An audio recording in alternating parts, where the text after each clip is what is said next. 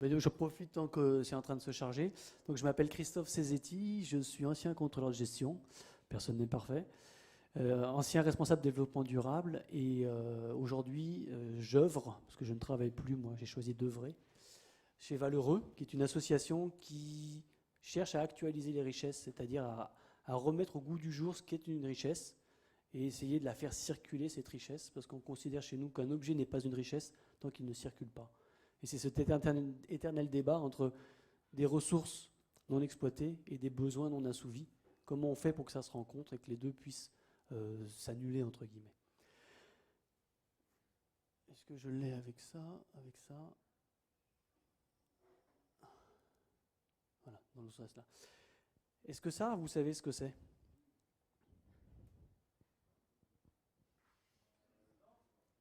Comment ça, non? C'est pas clair, je sais pas. Non, c'est pas une blague. C'est une œuvre d'art, ouais.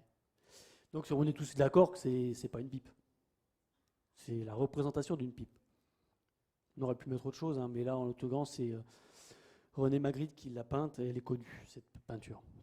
Donc pourquoi, ma question, c'est pourquoi ça marche là et pourquoi ça marche pas là? C'est pas une richesse, ça. C'est un billet. C'est un bout de paplard. Vous voyez, tout à l'heure, on a joué avec les noisettes. La richesse au cours de ce jeu, c'était les noisettes. Je ne sais pas si vous en êtes rendu compte. D'ailleurs, il y en a même qui ont voulu les garder. Alors que personne n'a gardé ni les cartes, ni les petits papiers qui représentaient les billets. Donc on donne bien de la valeur à ce qu'on veut. Donc ça, c'est une richesse pour certains, mais pour moi, c'est un instrument de mesure d'une richesse qui est ailleurs. La richesse est ailleurs, disaient les autres. Pas la vérité. Donc, l'idée, moi, que je vais vous présenter là, c'est d'aborder tout ce qui concerne les systèmes d'échange solidaires pour faire circuler les richesses. La richesse, elle est dans le flux, comme dans un corps humain. Si le sang il s'arrête dans la tête, le reste du corps il va pourrir, on va mourir. Le corps humain, on pourrait dire le corps social, va s'éteindre. Donc l'idée pour nous, c'est que les richesses circulent. Pour ça, il y a plein de choses. Donc, première chose qui existe, c'est le don, déjà. On n'y est pas encore, on l'a un peu perdu, ça revient de temps à autre. Mais là, par exemple, le don, pour vous dire que ce n'est pas quelque chose non plus de complètement éteint, il y a cette idée du café en attente, qui permet, quand vous allez prendre un café dans un bar qui l'affiche, comme là on le voit, donc c'est une ardoise, donc il y a café, soupe, sandwich, vous prenez votre café et vous en payez un pour quelqu'un d'autre. Vous ne le connaissez pas, ce quelqu'un d'autre, ça peut être un SDF, ça peut être quelqu'un qui a absolument besoin de son café, qui n'a pas de monnaie sur lui. Il vient, et le patron, qu'est-ce qu'il fait? Quand le gars il vient prendre son café, eh bien, il enlève, il met 59 à la place. Ça, c'est le café en attente, c'est du don. Ça marche aussi sur les péages, il y en a qui font ça des fois. Ils payent pour eux, ils payent pour celui qui est après. Du coup, quand vous arrivez au péage, non, c'est déjà payé. Bon, d'accord, alors je vais payer pour celui qui est après. Et hop, ça fait une chaîne comme ça. C'est rigolo à expérimenter. Ça, j'ai déjà fait. Le péage, je n'ai pas fait parce que je n'ai pas de voiture. Il y a aussi la gratuité. Ça va un peu plus loin que le don. La gratuité, ça existe notamment dans certains quartiers où ils ont fabriqué des give box. Give box. Petite boîte où dedans, il y a des étalages, des choses pour accrocher des vêtements. On y met des objets dont on n'a plus besoin, mais qui sont encore en état. C'est une boîte à donner. Donc c'est de la zone de gratuité. Et il y en a d'autres qui ferment ces box-là avec un cadenas. Les gens du quartier ont la clé de ce cadenas et ils vont faire leur marché régulièrement pour voir qu'est-ce qu'il y a de neuf dans cette give box. Puis quand il y a un objet qui est là depuis trop longtemps que personne n'en veut, on le jette définitivement ou on le remet en circulation autrement. Donc il y a cette idée que la richesse circule. J'ai un objet dont j'ai plus besoin, je le remets en circulation. Et ce n'est pas un sujet comme ça que je vous lance en l'air. À Surgères, ils ont fait carrément une espèce de marché là-dessus. À Public Sénat, ils en parlent, la gratuité. Là, on a Tallinn, la première capitale européenne à tester les transports publics gratuits. C'est un sujet d'actualité. Alors qu'on est en crise monétaire. Mais quand on n'a plus de monnaie, on a des choses gratuites. Une autre façon aussi de faire circuler les richesses, frigane. Est-ce qu'il y en a qui savent ce que ça veut dire, frigane? Enfin, en quoi ça consiste? Ça, c'est touchy. Frigane, ça vient de free, gratuit, et de vegan, végétarien. Donc c'est tout l'art de lutter contre le gaspillage alimentaire en récupérant des fruits et légumes soit mal calibrés, soit un petit peu abîmés, mais de les récupérer avant qu'ils partent à la poubelle. Parce que ça, moi, je fais du frigane, mais je me refuse, par dignité, d'aller fouiller dans les poubelles. Par contre, d'aller à la sortie de Naturalia, Biocoop et autres, bah, vous avez des fruits et légumes gratos, bio. Je vous invite à le faire, ça bouscule un peu, parce que est-ce qu'on y va en posture, on quémande, etc. Non, on y va, et on a des super bons fruits, un petit peu abîmés, mais on les a gratuits. C'est pas grave. Il y a un très bon documentaire qui avait été fait, Ma vie à 2 balles, et elle n'est pas toujours triste. C'est des jeunes qui témoignent de ce qu'ils font, sachant qu'eux, ils font ça tout le temps. Ils ne vivent que de ça, et ils sont apparemment super heureux. J'ai vu le documentaire, c'est assez génial. Donc le Freegan. Je suis végétarien, c'est plus facile que les péages pour moi de faire ça. Et alors, il y a cette idée de faire du Freegan pour soi, mais de faire du Freegan pour les autres. Donc, c'est ce que fait Disco Soup, qui est une association qui, en allant à Rungis, convaincre les maraîchers de leur donner 200 ou 300 kilos de légumes qui allaient partir à la poubelle. Ils font un événement sur Facebook, hop, rendez-vous à telle heure, tel endroit avec votre épluche légumes. On se retrouve à 100, on épluche les légumes, on prépare la soupe, on fait chauffer tout ça, on mixe, on fait les jus, et on mange ça gratuitement. Mais on est 100 à partager cet événement-là. Donc en plus, ça crée du lien social. Il y a vraiment cette idée de trouver la ressource là où elle est pour satisfaire des besoins. Et on peut inviter les gens qui n'ont pas épluché. On ne va pas non plus être sectaire. Et s'il y a un SDF à côté qui a plutôt de quémander, on va aller vers lui, puis on va lui proposer de manger une soupe, disco soupe. Et ça, c'est génial, les enfants adorent. Moi, j'ai 3 enfants et ils adorent quand le dernier, il n'est pas encore là, donc il ne va pas encore adorer. Mais en tout cas, je nourris mes enfants de temps en temps en Freegan. Et ça ne me gêne pas. Autre façon de faire circuler la richesse, là, j'ai du terrain disponible en ville, plutôt que d'avoir une pelouse. Alors, c'est pas en France, hein, c'est ce mode d'architecture-là, hein, avec le trottoir juste en face. J'aménage, je mets de la terre et j'en fais un jardin potager. C'est le principe d'incroyable comestible en France, Incredible Edible en anglais. Eh bien, il y a de la ressource terrain. Et j'ai un ami, Wassim, qui fait aussi un projet comme ça de rompre la fracture végétale. Il y a la fracture numérique, la fracture énergétique, et lui il parle de fracture végétale pour remettre de la biodiversité en ville. Donc non seulement on a de la ressource disponible, mais en plus on crée de la richesse. La biodiversité est une richesse. C'est pas pour rien aussi que en zone rurale, les abeilles produisent moins de miel qu'en zone urbaine, parce qu'elles ne sont pas victimes des pesticides, et qu'il y a une grande biodiversité en ville. Il faut la maintenir. Et quand demain tout le pétrole sera très cher, comment on va faire pousser des fruits et des légumes à Paris si on ne s'est pas entraîné avant? C'est un peu comme Étienne Chouard, où il faut s'entraîner avant à réécrire la Constitution. Bien là, il faudrait s'entraîner avant de plus avoir de pétrole à faire pousser ces fruits et légumes. Au-delà du bien-être social que ça peut créer, parce qu'encore une fois, on parle des systèmes d'échange solidaires, pour créer du lien entre les seniors, les jeunes. Les seniors, ça va leur rappeler quand ils étaient à la campagne, tiens, je sais comment on fait pousser une tomate. Et les enfants vont comprendre que les tomates, c'est pas dans des conserves, quoi. On peut jardiner pour les autres, et on peut aussi jardiner pour soi. Sur son toit, dans sa maison, là, avec des briques, hop, on fait des semis et tout. En plus, c'est sympa, il y a la petite étiquette qu'on peut mettre là. On peut avoir plein d'idées ensemble. Il y a de la ressource. Pas besoin d'aller chez Truffaut pour acheter des bacs à fleurs. On a toute la ressource qu'il nous faut. Il faut juste faire marcher notre tête. Je suis un peu sectaire des fois quand je dis quand on n'a pas d'argent, on a de l'intelligence. Mais ça, après, ça ne regarde que moi. Donc on peut jardiner pour soi. Il y a de la richesse, de la superficie disponible. Ça, c'est de la richesse. Et un billet de banque, c'est pas lui qu'on va manger après qu'on va faire pousser dans les bacs à fleurs. Le woofing. Est-ce qu'il y en a qui ont entendu parler du woofing déjà? Oui. Alors c'est pas un truc pour les chiens, hein, je vous rassure. Là, c'est le principe en fait d'aller aider l'autre. Donc là, en l'occurrence, je ne sais pas lequel c'est. Je crois que c'était lui. Un agriculteur biologique qui a besoin de main-d'œuvre pour faire pousser ses fruits et légumes et les entretenir parce qu'il n'y a pas de pesticides, etc. Du coup, il y a des urbains qui ont envie d'apprendre à faire de l'agriculture urbaine, de l'agriculture biologique, pardon. Du coup, ils viennent chez ce monsieur gratuitement. Ils sont nourris, logés, blanchis. Et en échange, pendant 1 semaine, 15 jours, 3 semaines, il l'aide à faire son jardin parce qu'il a une grande superficie. Bon, ça a créé des problèmes de travail dissimulé, URSAF, tout ça. C'est pas grave, ils ont expérimenté et l'idée c'est d'y aller, quoi. Parce qu'après ces petits jeunes là, ils vont venir en ville pour rediffuser ce savoir. Donc ça va être intéressant de partager tout ça. Donc le woofing, on échange des services comme ça et il n'y a pas besoin de monnaie.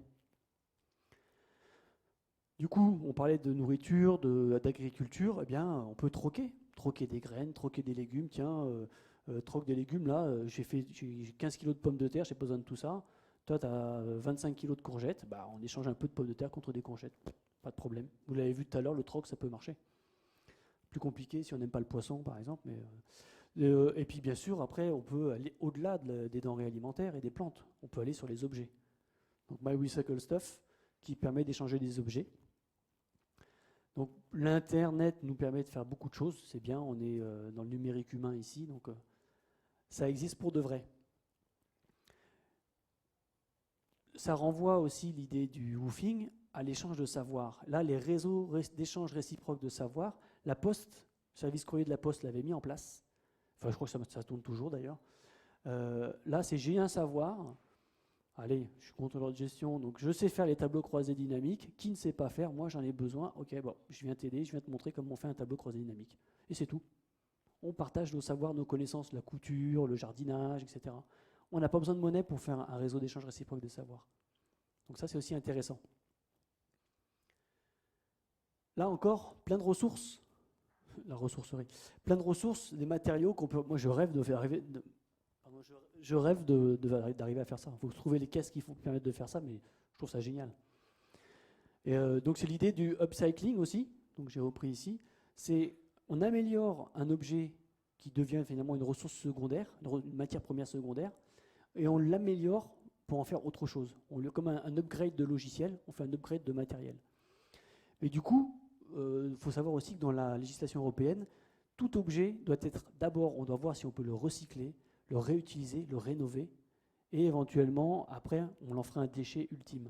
Donc pour éviter les déchets, il y a vraiment cette logique de, il faut d'abord réfléchir avant de jeter, de traiter avec de l'argent le déchet, et puis en racheter un neuf, chez Ikea ou chez quelqu'un d'autre. Il y a là une belle corbeille en boîte d'œufs.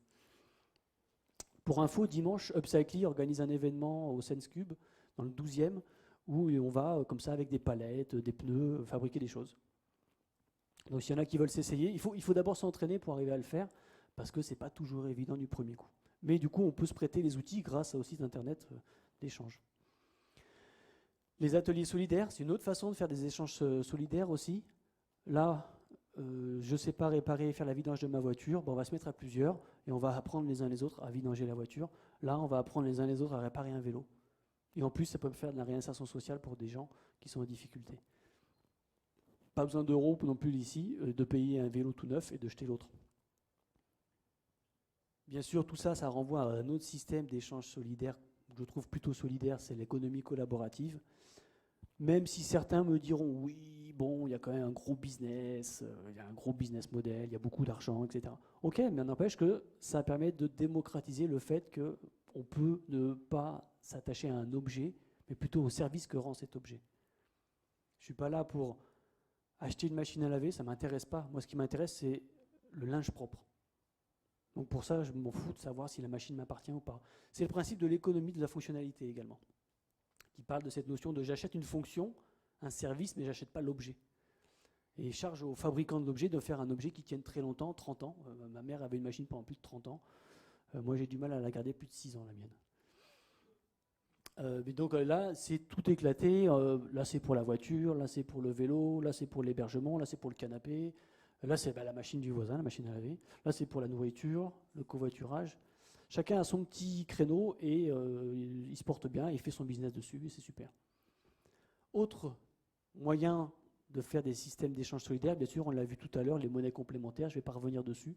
Si ce n'est que j'aime bien, moi, cette notion de, ça permet de se réapproprier l'économie. Un peu sous forme éducation populaire. On se repose les vraies questions, mais c'est quoi le système? Et tout ce qu'a dit Alain tout à l'heure, tout ce qu'a présenté Gérard, eh bien, on le vit pour de vrai. Et la corbeille qu'on a vécue tout à l'heure ensemble, ça contribue aussi à ça, à cette éducation autour des monnaies. Les banques du temps, Alain en a parlé. À titre personnel, donc le jeu, c'est le jardin d'échange universel. Donc moi, j'ai mon carnet et Valeureux a son carnet aussi. Et j'ai aussi un autre carnet de banque du temps, parce qu'il faut appartenir à différents écosystèmes. Celui-là, il est un petit peu moins sexy. C'est le sel de Paname. Donc dedans, j'ai fait des échanges et je sais que récemment, ma dernière transaction, c'était cours de guitare pour ma fille. En échange, moi, j'ai fait du bricolage chez une petite mamie. Voilà. Donc ça existe, c'est pour de vrai, c'est dans le quotidien, ça tient qu'à nous de passer à l'acte. Tout ce qu'on a vu là, c'était des systèmes d'échange solidaires où on évaluait des quantités, si tant est qu'on avait une monnaie entre les deux. Quand c'est du don, il n'y a pas la notion de quantité. Moi, ce qui m'intéresse, et ce qui est intéressant chez Valeureux aussi, c'est de travailler sur la notion de richesse non visible, qualitative. Donc à un moment, des indicateurs de réputation, ou de dire à l'autre, tu as passé 3 heures à faire la peinture, mais c'est un travail de sagouin, ou alors tu as passé 4 heures à faire la plomberie chez moi, tu as fait un super boulot, ça peut être intéressant. C'est les petites étoiles sur eBay. Ça peut donner plus de valeur au service qu'on rend, et du coup, faciliter la confiance et les échanges entre les gens, pour qu'on soit en échange solidaire. Chez Valeureux, on est en train de développer une plateforme qui s'appelle Weather, avec cette idée que tout ce qu'on a vu avant, on puisse le retrouver dedans. Place de marché pour échanger des choses sous forme d'objets, sous forme de services, pour faire du don aussi. Donc c'est un module exchange qu'on va placer à l'intérieur. Il y a aussi cette idée qu'on peut gérer des projets ensemble, parce que échanger pour échanger, ça va bien, mais il faut échanger pour un but. Et si à un moment on a un projet commun, et qu'on se rend compte que dans ce projet commun, on a besoin d'une compétence, mais qu'on ne l'a pas, eh bien hop, on bascule tout de suite là, on fait la demande sur notre place de marché, en disant à nos petits copains qui cautionnent notre écosystème, quelqu'un sait faire les tableaux cross dynamiques, ouais, moi je sais faire, bon, ok. Et on fait des échanges de services comme ça. Il y a aussi un module d'émergence, un peu d'innovation participative. Je ne vais pas trop en parler de Weather, hein. Si vous avez des questions, après je pourrais les aborder en off. Mais c'est vraiment de vous dire qu'il y a des façons de faire où on peut faire converger des systèmes qui pour l'instant sont aujourd'hui éclatés. Sachant que pour l'instant Weather est en open source et gratuit. Et un module pour gérer ces opérations, parce qu'il faut faire à un moment sa compta, il faut quand même être carré, il faut rendre des comptes. Et justement, gérer toute l'économie solidaire, tous les systèmes innovants seront d'autant plus crédibles qu'ils vont montrer patte blanche vis-à-vis du fisc. En disant, moi, je suis carré, ma gestion elle est carrée, je ne suis pas un branquignol comme ça à expérimenter dans mon coin avec des petites pipettes. Je fais un truc carré avec des êtres humains pour créer du lien social et pallier à ce que le système n'est pas capable de gérer. Parce qu'on l'a vu, le système, qu'est-ce qu'il nous dit, lui? Il nous dit, il faut faire du PIB, il faut faire de la croissance. Et depuis 70, il y a un décrochage entre la courbe du PIB par tête et l'indice de santé sociale. Ça, c'est les États-Unis. Donc le système, il nous dit, il faut faire du PIB, donc c'est un thermomètre qui nous donne notre état de santé, mais en fait, notre thermomètre, il est en train de nous rendre malades. Donc le jour où le médecin me propose un outil qui me rend malade, je ne vais plus voir le médecin, quoi. Donc l'idée, c'est à chacun de choisir son système d'échange solidaire, de sortir un peu du moule de la consommation. J'aime bien cet escargot, cette idée de slow life, prendre le temps. Et pour rappel, l'argent, c'est du temps et pas l'inverse. Ce n'est pas le temps qui est de l'argent. Le temps, on en a tous. Mais c'est à un moment l'argent qu'on a converti en temps. Et l'idée, c'est d'arriver un petit peu à trouver soi-même ce qui nous rend heureux. Moi, personnellement, ça fait 4 ans que j'ai fait un job out. Ce n'est pas un coming out, c'est un job out. Ça veut dire que j'en ai eu ras-le-bol de gagner 5 000 € par mois pour payer une babysitter qui s'occuperait de mes enfants. J'ai décidé d'aller moi-même m'occuper de mes enfants. Tu t'occupes de mes enfants pour 5 000 €? Mais c'est à chacun de faire son choix. Est-ce qu'on continue à écouter le système et à dire attention, il y a une crise, je vais faire de l'austérité? Et puis attendez, moi j'ai vu qu'il y avait un système d'échange solidaire qui existe, je vais aller voir ce qui se passe. Il faut oser. Il faut oser et pour ça, il faut avoir conscience des choses. Alain nous l'a dit tout à l'heure, Gérard le fait à sa façon également. Le jeu qu'on a fait tout à l'heure, c'est une façon de prendre conscience que c'est le système qui nous pousse à être mauvais. On n'est pas foncièrement mauvais, on n'est pas foncièrement bon non plus, mais c'est le système et les règles du jeu qu'on s'instaure entre nous qui nous font sortir le meilleur de nous ou le pire. Il faut expérimenter. Franchement, il faut expérimenter. Tant pis si on se casse la figure, on est ensemble, on se soutient. Il faut innover. Il faut entretenir la biodiversité, pas que des espèces, mais des individus, des monnaies aussi. Il ne faut pas qu'un seul système, sinon on recrée ce qu'on est en train d'essayer de fuir. Il faut que s'il y en a un système qui s'écroule, on puisse se rattraper aux branches de l'autre. Il faut de la pluridisciplinarité, parce que tout seul, on ne va pas y arriver. Il faut toutes les compétences, et pas que des contrôleurs de gestion, ou des comptables. Je l'ai fait ou pas? Non. Un comptable, c'est un con derrière une table, quoi. Et il faut beaucoup de transversalité pour oser, mais je parle en connaissance de cause, donc je m'auto-flagelle aussi. Et beaucoup de transversalité pour pouvoir faire jouer toutes les sciences, y compris les sciences humaines, les sciences molles, qui nous animent, parce que le facteur humain, c'est quelque chose d'essentiel. Et le PFH, des fois, il est terrible. PFH, potentiel du facteur humain. Mais c'est aussi le putain de facteur humain, parce qu'à chaque fois, on se casse les dents avec ça. Et tous les outils que je vous ai présentés là, ils marcheront que si on se les approprie correctement. Un marteau en soi, il n'est pas mauvais ou bon. Ça dépend de l'usage que j'en fais. Si je le prends pour taper sur la tête du voisin, c'est un mauvais marteau. Et du coup, on va jeter le marteau, plutôt que de former la personne. Par contre, si avec ce marteau, je construis un beau chalet, une belle maison, ben là, ça sera un bon marteau. Donc, ce n'est pas l'outil qui définit ce qu'on va faire, le bon ou le mauvais. C'est nous ce qu'on va en faire. Voilà, je vous remercie de votre attention.